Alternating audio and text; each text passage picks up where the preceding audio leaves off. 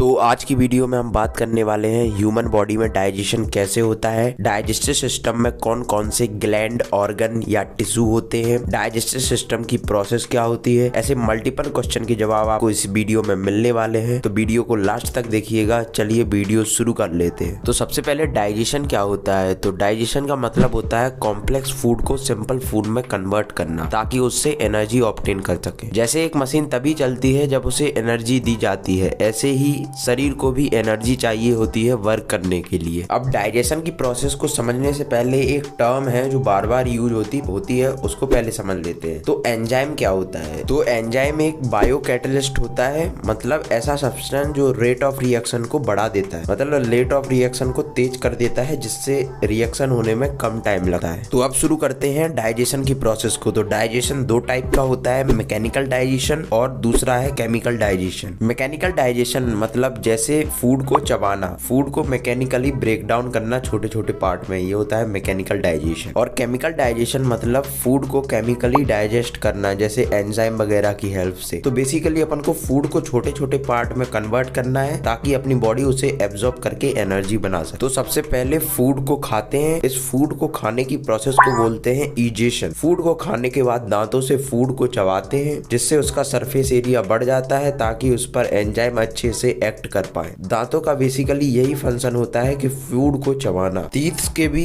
Basically कई type होते हैं, पर इस पर कभी और वीडियो में बात करेंगे। इस वीडियो में बताने लगा तो वीडियो बहुत लंबी हो जाएगी। अब देखते हैं टंग का क्या वर्क होता है। तो टंग फूड में सलाइवा को मिक्स करने के लिए यूज होती है। यहाँ पर सलाइवा में सलाइवरी एमाइलेज होता है, जो एक एंजाइम है जो स्टार्च को, फूड में प्रेजेंट स्टार्च को सिंपलर फॉर्म में कन्वर्ट करता है। बेसिकली फूड को 3 माइक्रोन्यूट्रिएंट में डिवाइड करते हैं, जैसे कार्बोहाइड्रेट, फैट और प्रोटीन। तो कार्बोहाइड्रेट का कॉम्प्लेक्स टाइप होता है स्टार्च, जिसे सलाइवरी एमाइलेज डाइजेस्ट करता है। सलाइवरी एमाइलेज को सलाइवरी ग्लैंड सीक्रेट करते हैं। सलाइवरी ग्लैंड 3 टाइप के होते हैं, पैराइटेड ग्लैंड, सबमैंडिबुलर ग्लैंड और सबलिंगुअल ग्लैंड, जिसमें सबलिंगुअल सबसे छोटा ग्लैंड होता है और पैराइटेड सबसे बड़ा। माउथ में स्टार्च सलाइवरी एमाइलेज की प्रेजेंस में माल्टोज में कन्वर्ट होता है, ये उसकी केमिकल लोकेशन है। अब फूड माउथ से आगे बढ़ता है तो वह पहुंचता है ईसोफेगस में। ईसोफेगस में कोई भी डाइजेशन नहीं होता है, बस यहाँ पर पेरिस्टाल्टिक मूवमेंट होती है। पेरिस्टाल्टिक मूवमेंट मतलब ईसोफेगस के मसल्स का बार बार कॉन्ट्रैक्ट और रिलैक्स करना, जिससे फूड आगे की तरफ बढ़ पाए। और ईसोफेगस की जो वॉल्स रहती हैं वो म्यूकस सीक्रेट करती हैं, जो फूड के लुब्रिकेशन में हेल्प करता है। ईसोफेगस से फूड स्टमक में एंटर करता है। स्टमक की इनर वॉल में गैस्ट्रिक ग्लैंड प्रेजेंट रहते हैं, जो कि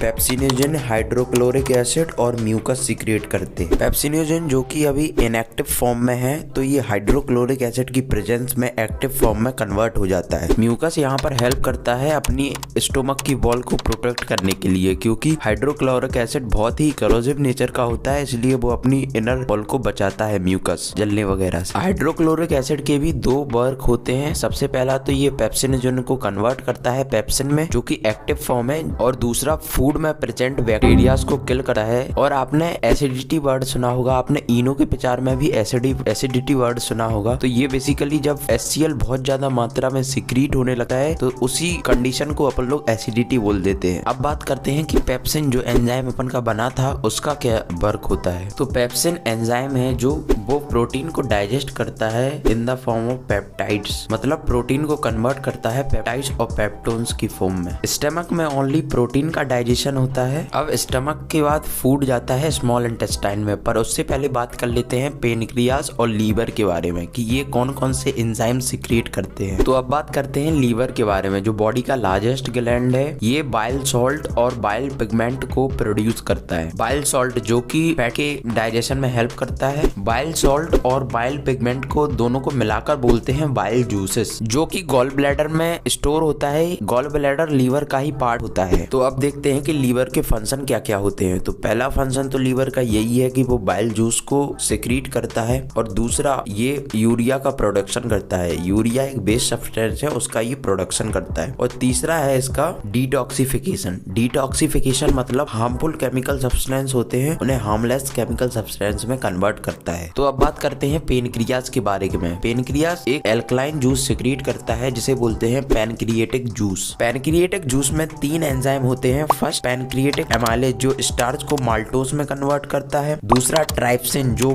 प्रोटीन को पेप्टोन्स में डाइजेस्ट करता है, और तीसरा है पैनक्रिएटिक लाइपेज जो फैट को ग्लिसरॉल में कन्वर्ट करता है। तो अब मैंने आपको जो ये लीवर और पैनक्रियाज से निकलने वाले एंजाइम के बारे में बताया, ये फूड के साथ स्मॉल इंटेस्टाइन में मिक्स होते। तो अपना फूड जब स्मॉल इंटेस्टाइन में एंटर करता है, सबसे पहले वो पैनक्रियाज और लीवर से निकलने वाले एंजाइम के साथ मिक्स होता है, जिससे आधा फूड का डाइजेशन हो जाता है। अब जो स्मॉल इंटेस्टाइन में डाइजेशन होता है उसकी बात कर लेते हैं। तो स्मॉल इंटेस्टाइन में इंटेस्टिनल ग्लैंड प्रेजेंट रहते हैं जो कि इंटेस्टिनल जूसेस सिक्रीट करते हैं। तो इंटेस्टिनल जूस में भी 3 एंजाइम होते हैं। सबसे पहला माल्टेज जो फाइनली माल्टोज को ग्लूकोज में कन्वर्ट कर देता है, और दूसरा एंजाइम है डाइपेप्टाइड्स जो प्रोटीन को फाइनली अमीनो एसिड में कन्वर्ट कर देता है, और तीसरा एंजाइम है लाइपेज जो इमल्सिफाइड फैट होता है ना, उसको सीधा कन्वर्ट कर देता है फैटी एसिड में। तो स्मॉल इंटेस्टाइन में कार्बोहाइड्रेट, प्रोटीन और फैट के कंप्लीट डाइजेशन की साइड होती है स्मॉल इंटेस्टाइन। मतलब यहाँ पर इन तीनों का कंप्लीट डाइजेशन हो जाता है। तो अब यहाँ पर न्यूट्रिएंट्स का डाइजेशन खत्म होता है। आई होप कि आपको अभी तक वीडियो समझ में आ रही होगी। अगर आपको यहाँ तक कोई डाउट है तो एक बार फिर से वीडियो को देख लीजिए। तो अब बात करते हैं एब्जॉर्प्शन ऑफ फूड की। तो फूड का एब्जॉर्प्शन स्मॉल इंटेस्टाइन में ही होता है। तो स्मॉल इंटेस्टाइन में बिलाई प्रेजेंट रहते हैं, छोटे छोटे हेयर लाइक स्ट्रक्चर होते हैं ये। तो इनसे क्या होता है कि जो ब्लड वेसल्स हैं उनका कनेक्शन होता है, मतलब इन बिलाइज से ब्लड वेसल्स कनेक्ट रहती हैं। इन बिलाइज का काम होता है एब्जॉर्प्शन के लिए सरफेस एरिया को बढ़ाना। डाइजेस्टेड फूड इन्हीं बिलाइज के द्वारा एब्जॉर्ब होता है, जो ब्लड वेसल और लिम्फ वेसल के द्वारा बॉडी के हर एक सेल के पास पहुंच जाता है। लिम्फ वेसल ब्लड वेसल के जैसे ही वेसल्स होती हैं जिनमें लिम्फ फ्लो होता है। अगर आपने अभी तक लिम्फेटिक सिस्टम के बारे में नहीं पढ़ा है तो आप मुझे कमेंट करके बता देना, मैं उस पर भी वीडियो बना दूंगा। तो फूड के एब्जॉर्ब होने के बाद अब होता है एमल्सिफिकेशन ऑफ फूड, मतलब फूड को यूटिलाइज करके उससे एनर्जी को ऑब्टेन करना, जो न्यू टिश्यूज के बनने में और ओल्ड टिश्यूज के रिपेयर करने में यूज होती है। जो लास्ट प्रोसेस आती है वो आती है एलिमिनेशन ऑफ वेस्ट सब्सटेंसेस। जो फूड एब्जॉर्ब नहीं होता है वो सबसे पहले लार्ज इंटेस्टाइन में भेजा जाता है, जहां उस फूड में से वाटर का रीअब्जॉर्प्शन होता है, मतलब वाटर को एब्जॉर्ब कर लिया जाता है और बचे हुए वेस्ट सब्सटेंस को एनस के द्वारा बॉडी से बाहर रिमूव कर दिया जाता है। इस प्रोसेस को बोलते हैं डेफेकेशन। तो यहाँ पर डाइजेस्टिव सिस्टम की एक्सप्लेनेशन खत्म होती है। अब आप कमेंट करके बताओ कि आपको वीडियो कैसी लगी, और अगर आपका कोई मेरे लिए सजेशन है तो वो भी कमेंट करके बताओ। मैं मिलता हूँ आपसे नेक्स्ट वीडियो में,